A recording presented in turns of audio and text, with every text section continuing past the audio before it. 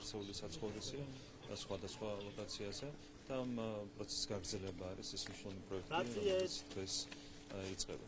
ჩვენ ვიყავით დღეს რუხის რესპუბლიკურ სამართლობაში, სადაც მოვინახულეთ სამართლო, რომელიც აღიჭურვა ახალი თანამედროვე აპარატურით, ხაზი უნდა გაესვას იმას, რომ რეზონანსული ტომოგრაფიის აპარატი იქნა შეძენილი რუხის რესპუბლიკური სამართლოსთვის, რაც რა თქმა უნდა ძალიან მნიშვნელოვანია იმისათვის, რომ კიდევ უფრო მეტად აღიჭუროს რესურსები ეს სამართლო ზოგადად ნებისმიერ რეგიონში გავწევს კონკურენციას რუხის სამართლოსთან, კიდევ უფრო მეტად ვითარდება მისი რესურსები, არის არაჩვეულებრივი სამედიცინო პერსონალი და რა თქმა უნდა მომავალშიც გაგრძელდება ზრუნვა რუხის რესპუბლიკურ სამართლოსთან. მნიშვნელოვანია ის, რომ ეს სამართლო იღებს პაციენტებს, მათ შორის აფხაზეთიდან ოკუპირებული ტერიტორიიდან, მათ შორის იღებს პაციენტებს, რომლებიც არიან ეთნიკური აფხაზები, რა თქმა უნდა, ეს ყველაფერი არის ძალიან მნიშვნელოვანი საქმეს ემსახურება ზოგადად სამართლო ყველა თვალსაზრისით.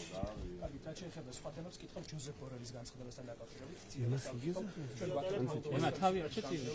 პრეცედენტულ გამოწვევებისთვის და ვაგრძელებთ დახმარების შეთავაზებას საქართველოს უფრო შავი სურათია მართლმადიდებელი პარტიის ქმედებებმა და განცხადებებმა საარჩევნო დაპირებებმა ქვეყანა ევროპულ გზას დააშორა და სიგნალია ავტორიტარიზმისკენ გადაყვავის მოდით დაველოდოთ საპარლამენტო არჩევნებს, რაც იქნება მნიშვნელოვანი ტესტი საქართველოში დემოკრატიისთვის და ქვეყნის ევროპული გზისთვის როგორ შეაფასებთ. ეს განცხადებები არის დროებითი, ამიტომ განსაკუთრებულ ყურადღებას ამ განცხადებებზე ჩვენ არ გავამახვილებთ. დასრულდება ეს არჩევნები, დასრულდება ომი უკრაინაში და გადაიტვირთება ამის შემდეგ ურთიერთობები ევროკავშირთან. რაც შეეხება საქართველოს და მოლდოვის შედარებას, ეს რა თქმა უნდა არის აბსოლუტურად შეურაცხყოფელი. თქვენ იცით, რომ საქართველო წინ უსწრებს მოლდოვას ყველა პარამეტრით, იქნება ეს დემოკრატია, ადამიანის უფლებები, ეკონომიკა, ეკონომიკური კუთხით 9 მილიარდით გავზარდეთ სხვაობა ჩვენ ეკონომიკებს შორის, საქართველოს და მოლდოვის ეკონომიკებს შორის, რაც არის მათ შორის იმის დამსახურება, რომ ჩვენ მოლდოვისგან განსხვავებით გვაქვს ძალიან ძლიერი სახელმწიფო ინსტიტუტები. რაც შეეხება დემოკრატიას და ადამიანის უფლებებს, მინდა შეგახსენოთ, რომ ერთმანეთის მიყოლებით მოლდოვაში აიკრძალა პოლიტიკური პარტიები, მედია საშუალებები და დარჩა რეალურად ორი მედია საშუალება, რომელიც მაუწყებლობს ქვეყნის მასშტაბით, ეს არის საზოგადოებრივი მაუწყებლის პირველი არხი და საზოგადოებრივი მაუწყებლის მეორე არხი. აღარ არსებობს პოლიტიკური პლურალიზმი, აღარ არსებობს მედია პლურალიზმი, როცა გადარებენ ასეთ ქვეყანას და თან გადარებენ ნეგატიურ კონტექსტში, ეს არის ბუნებრივია თვალში ნაცრის შეყრა, თუმცა ბუნებრივია ეს ვერ დააზიანებს ჩვენს ქვეყანას. კიდევ ერთხელ გაიმერებთ, დასრულდება არჩევნები, დასრულდება ომი უკრაინაში და აქედან უცლებად გადაიტვირთება ევროკავშირთან ურთიერთობები, შესაბამისად ასეთი განცხადებები არის აბსოლუტურად დროებითი მოვლენა. ასე ვკითხავთ გერმანიის ელჩის არადიპლომატიურ განცხადებასთან დაკავშირებით, მან დაწერა სოციალურ განცხადებას, რომელშიც გერმანიის საქმეთა მინისტრ ანალიზურმა კუბლიუსი ყაბაში უწოდა და დღეს ვიღაცამ ავტობოლი გაიტანა, დაწერა შემდეგ უკვე ელჩმანი და დიპლომატიური ეს განცხადება მისი. მე მინდა მას უთხრა, რომ 26 ოქტომბერს კახაკალაძე მთელ გუნდთან ერთად კიდევ ერთხელ მოიგებს მორიგ ჩემპიონთა ლიგას და დამარცხდება, რა თქმა უნდა, ყველა ის ადამიანი, რომელიც გულშემატკივრობს კოლექტიურ ნაცმოძრაობას, იქნება ეს ქართველი თუ უცხოელი. ყოველად მიუღებელია, რა თქმა უნდა, კოლექტიური ნაცმოძრაობის ხელისუფლებაში დაბრუნება და ნებისმიერი გულშემატკივრობა ამ მოვლენის მიმართ. ამიტომ ხაზარაძე იგებდა 1000 ლარიან პენსიას საზოგადოებას იგივე გზავნებია. იგივე ყველასკებას. რაც შეეხება 1000 ლარიანი პენსიის დაბირებას, თვითონ ოპოზიციამ გააცამდვერა ეს დაბირება, თუმცა ჯიუტად მაინც არ ეშლის თავისას, მხოლოდ ასე ვთქვათ, თაღლითმა შეიძლება ასეთი დაბირება შესთავაზოს საზოგადოებას, ის არის სასამართლოს მიერ აღიარებული როგორც თაღლითი და თვითონ ცდილობს, რომ მორიგი არგუმენტები წარმოადგინოს ამ სტატუსის სასარგებლოდ. 1000 ლარიანი პენსია ნიშნავს იმას, რომ დაახლოებით ჯამში 10 მილიარდი ლარი უნდა იყოს გამოყოფილი ბიუჯეტში და ამ დროს თქვენ იცით, რომ ხაზარაძეს აქვს მომრგული დაპირება, მას სურს, რომ საქართველოს ბრუსელს დაუწესოს სანქციები, რაც ნიშნავს იმას, რომ პირველი წელს მინიმუმ 10%-იანი ვარდნა იქნება ჩვენს ქვეყანას. მეორე წელი საუკეთესო შემთხვევაში დაჭირდება ამ ვარდნის უკან შემოbrunებას. ასეთ პირობებში, როცა იძლევა 1000-ლარიანი პენსიის დაპირებას, ეს არის მხოლოდ და მხოლოდ თაღლითობა, მეტი არაფერი არ შეიძლება. მოქმედებაზე უნდა კითხოთ, გადაასხეს სახება, ბანერების დაზიანებას რაც შეეხება ძალიან საინტერესო ფაქტია. ერთი რომ მეტი საქმე საინტერესო ფაქტია, ერთი რომ მეტი საქმე რო არ აქვთ, ასე ვთქვათ, კონკრეტული პოლიტიკური პარტიის ლიდერებს, ეს უკვე საინტერესოა და მეორე, ამ ადამიანებმა კონკრეტულად ბანერზე წაშალეს სიტყვები არა ომს, რითაც დაამტკიცეს კიდევ ერთხელ, რომ ისინი წარმოადგენენ ომის პარტიას, რაც ამტკიცეთ ამდენი ხნის განმავლობაში, ის თავადვე დაამტკიცეს, როცა წაშალეს წარწერა არა ომს იმ ბანერზე, რომელიც იყო გამოფენილი ჩვენს მიერ. ეთერის გარდა ჩვენს გვიპასუხოთ, აი დაგეკონკრეტებით, უფრო ჟოზეფ ბორელის ესეთი ის არის განცხადება, საქართველოს ხელისუფლებას ქვეყანა მიყავს ავტოტარიზმისკენ, ამიტომ შეჩერებულია ევროინტეგრაციის პროცესი და ველოდებით არჩევნების შედეგებს, რომელიც მთავარი გამოცდა იქნება საქართველოსთვის. აი, როგორ შეაფასებთ ამას, ამ გზავნილს ევროპიდან და რას უკავშირდებთ თქვენ? ავტორიტარიზმი საქართველოში იყო 2012 წლამდე და თუ რაიმეთი შეიძლება იამაყოს ჩვენმა გუნდმა, პირველ რიგში ეს არის სწორედ საქართველოში ავტორიტარიზმის დასრულება. აქედან გამომდინარე ასეთ განცხადებებს სამწუხაროდ საბედნიეროდ პროფესორად ვერ ექნება ფასი ჩვენი მოსახლეობისთვის, გამომდინარე იქიდან, რომ ისინი არის აბსოლუტურად მცდარი და დაფუძნებულია არასწორ, ასე ვთქვათ, ინფორმაციაზე, მე ასე მინდა.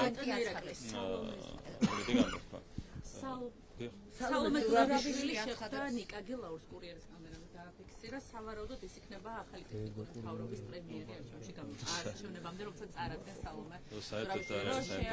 შეაფასოთ ეს შეხვედრა და ნახეთ, ჯერ სალომე ზურაბიშვილი არ არის საინტერესო, მე ნიკა გილაური არ არის საერთოდ საინტერესო, რომელიც სისხლიანი რეჟიმის პრემიერ-მინისტრი იყო თავის როლზე, ასეთ გამონათქვამი არსებობს, იყავი და გაეკეთებინა, ის იყო და აკეთებდა სისხლიანი რეჟიმის საქმეს.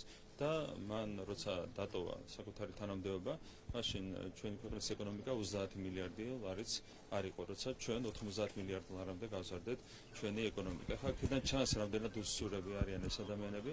რაც შეეხება სალომე ზურაბიშვილს, თქვენ იცით, რომ მას უწევს იმპიჩმენტის წესი თანამდებობის დატოვება ნოემბრის ბოლოს ან მაქსიმუმ დეკემბრის დასაწყისში. ბატონო პრემიერო, პრეზიდენტი ამბობს, რომ ესე იგი რუსულ მთავრობად მოგიხსენიებთ, ანუ რუსულ მთავრობას უწოდებთ და აცხადებს, რომ არჩევნების გაყალბება უკვე დაწყებულია, მოსახლეობაზე ზეწოლა, პასუხისმგების წარქმევა და ზოგადად დაშინება მოსახლეობის. ეს ქალბატონი არის სრულიად არარელევანტური. ეს არის ერთ-ერთი კომენტარი, რაც შემიძლია გავაკეთო ამასთან დაკავშირებით, ერთ თვეში ტოვებს იმპიჩმენტის წესი თანამდებობას. და რაც შეეხება ბატონ ბიძინა ივანიშვილმა ბოდიშის მოხდა შტაბაზე მოსახლეობას, იგივე აზრზე ხარ თუ არა, რამდენიმე კილომეტრში არის საოკუპაციო ხაზი, როდესაც ნამყოფი ხარ თუ არა ენგურის ხიდზე პირადად თქვენ და იგივე, ანუ მაგის შემდეგ არ გაუმეორებია მართლ პარტიას და ხელისუფლებას ბოდიშის მოხდაზე და იმოქმედა თუ არა ხალხის რეაქცია მასთან დაკავშირებით, რომ ძალიან ძლიერი რეაქცია როდესაც საუბრობთ ბიძინა ივანიშვილზე, სხვათა შორის მინდა გავიხსენო, რომ რუსეთის რესპუბლიკური სამართლობის შექმნის იდეა, ინიციატივა ეკუთვნის სწორედ მას და ის რომ დღეს ეს რეგიონი არის აღჭურვილი თანამედროვე რესპუბლიკური სამართლობითი არის სწორედ ბიძინა ივანიშვილის დამსახურება. რაც შეეხება ბოდიშის თემას, ჩვენ თუ გვინდა ურთიერთშერიგება, ჩვენ თუ გვინდა მშვიდობიანი გზით ტერიტორიული მთლიანობის აღდგენა, რა თქმა უნდა, გზა გადის ამ ყველაფრისკენ ურთიერთშერიგებაზე და ურთიერთშერიგება არ არსებობს ურთიერთპარტიების გარეშე. შესაბამისად, რა თქმა უნდა, ძალაშია ის გზავნილი, რომელიც ჩვენ მხრიდან გაშერდა, ჩვენ თუ გვინდა მშვიდობიანი გზით ტერიტორიული მთლიანობის აღდგენა, ერთადერთი გზა არის ურთიერთშერიგება და ურთიერთშერიგებისკენ ერთ-ერთი გზა არის ურთიერთპატიება ხალხებს შორის. რა თქმა უნდა, ფაქტორი ბუნებრივია ეფექტურ კონტროლს, ეგრეთ წოდებულ ეფექტურ კონტროლს ოკუპირებულ ტერიტორიებზე ახორციელებს რუსეთის ფედერაცია, მაგრამ კიდევ ერთხელ მინდა გავიმეორო.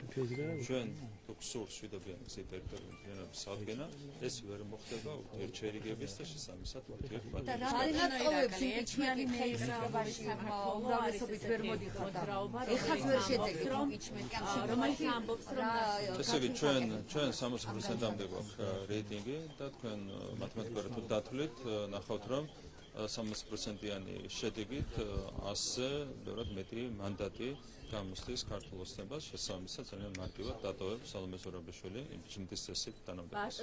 ერთიანი ნეიტრალური საქართველოს მოძრაობა, რომელიც ამბობს, რომ აუცილებელი არჩევნების შედეგი ნაციონალური მოძრაობა გასამართლდეს და ასევე კოლექტიური ნაცმოძრაობის ამომრჩევლები, როგორც ისინი ამბობენ, აუცილებლად უნდა იქნენ მხილებული.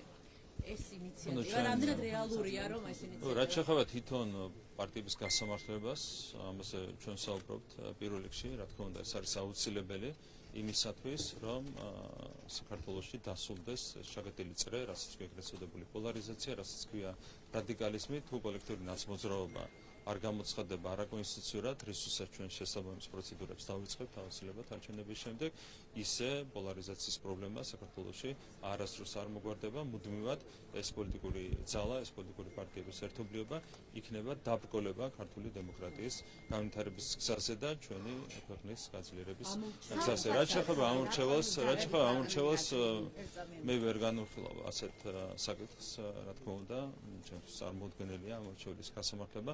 მიუხედავად იმისა, რა თქმა უნდა, თითოეულ ამორჩევალს პასუხისმგებლობა იკისრება საკუთარი არჩევანის გამო, რა თქმა უნდა, ჩვენი მხრიდან ვერ იქნება განხილული 10,000-ობით ადამიანის გასამართლების საკითხი. ჩვენ ამაზე ვერც პირს ვერ დავიწყებთ და რა თქმა უნდა, ეს იდეა ჩვენი მხრიდან ვერ იქნება აქტიურად განხილული. ერთადერთი რაც შეგვიძლია ვთქვათ, ჩვენ უნდა მოუწოდოთ თითოეულ ამორჩევალს, რომ მათ იმოქმედონ საკუთარი პასუხისმგებლობით. ენგურის ხიდზე თუ ხართ ნამყოფი? აუცილებლად. რატო არ მიდიხარ ზუგდიდში ხართ რამდენიმე მეტრში არის და ყველაფერი შეიძლება, ყველაფერი მაინტერესებს და ყველაფერი თავის დროზე იქნება. 12 წლის მანძილზე,